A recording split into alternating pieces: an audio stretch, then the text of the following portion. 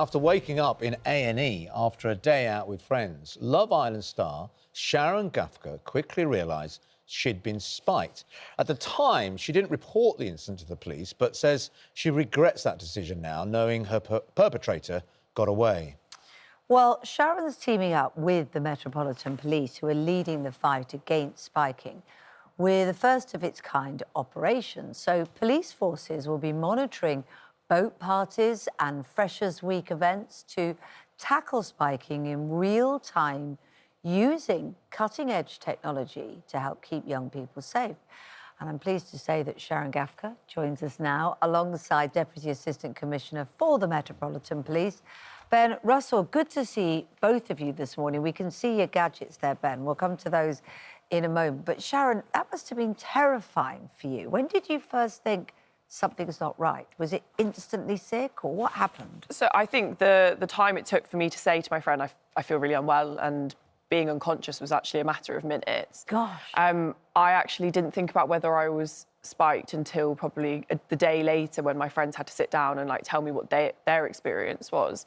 But I think there must have been something deep down inside me that felt I was in danger, hence why I wanted to go to the bathroom and lock myself away. But I was completely unconscious and had no control over my bodily functions. Sharon, can you tell me, you weren't in a club, you were in a restaurant? I was in a restaurant. And this was lunchtime? Yeah, so we were just having lunch early afternoon. So had you met somebody then who you think might have done something?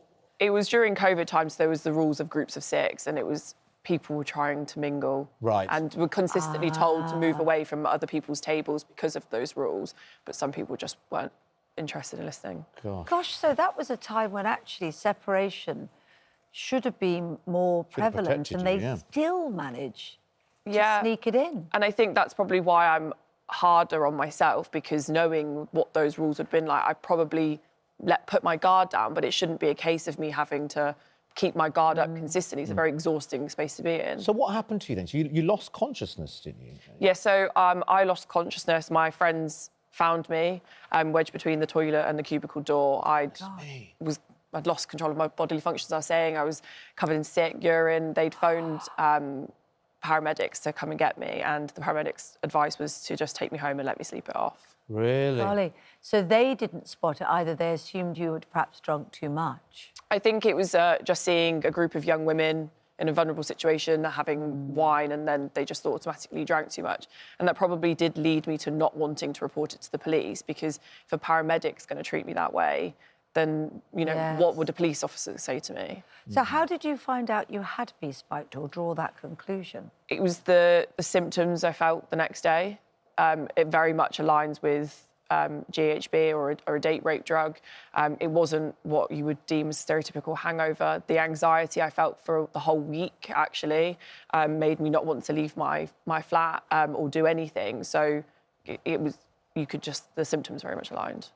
Is this common, Ben, that people feel, you know, that don't come forward, and presumably if they don't, that doesn't help you? No, so these are really awful experiences, and we don't want anyone to have to go through this. And it is quite common that people who are victims may feel like it's their fault, or be made to feel like, oh, you've just drunk too much. And we are really, really clear, this is the fault of the perpetrators. There are people who go out on a night out or a restaurant, and they've deliberately bought something with them to try and injure or hurt someone else. And that's what we want to stop, and that's what we're really focused on. Terrifying, terrifying, isn't it? Sorry, No. I bet we're thinking the same thing. And I think we've been aware and have covered on this programme, and actually all know people it's happened to with drink. What people might be less aware of is this spiking of vapes. Yeah, so it's definitely a new thing that we're seeing. Particularly, we've seen victims as young as 14 years old. So they're at school and they buy vapes off someone else, and you don't know what's in that.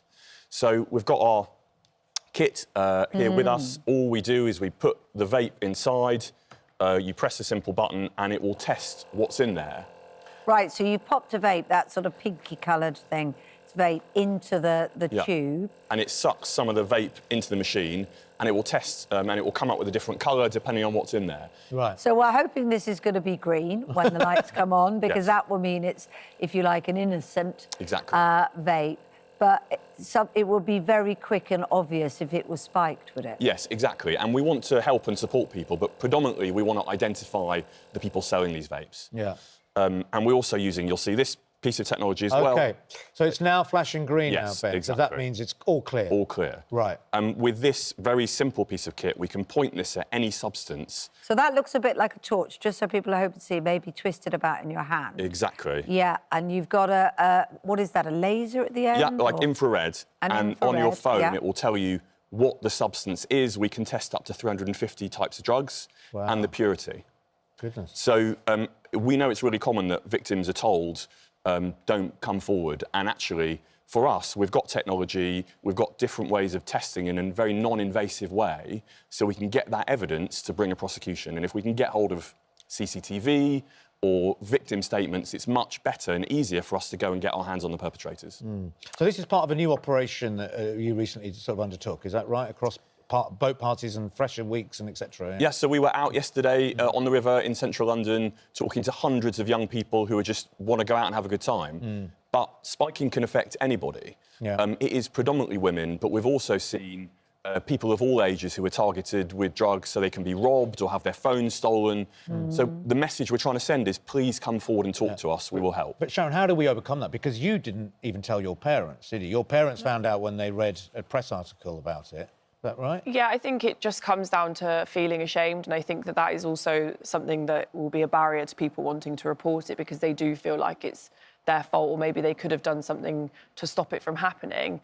But unfortunately, you know, if it didn't happen to me that day, it would have happened to somebody else. Well, I mean, I guess that's the point. If somebody thinks, well, if I report this, it might stop it happening to someone else. Yeah, right? and I think that's what you've got to think about in that moment. And I think for me, like, I was always told that evidence would take days to collect or that it would pass through my system very quickly, that to the point where the window's already gone. And actually, having spoke to Ben and colleagues yesterday, that wasn't necessarily the case. And there's things I'm learning even 4 years on from campaigning. So I'm really happy to see this kit rolled out.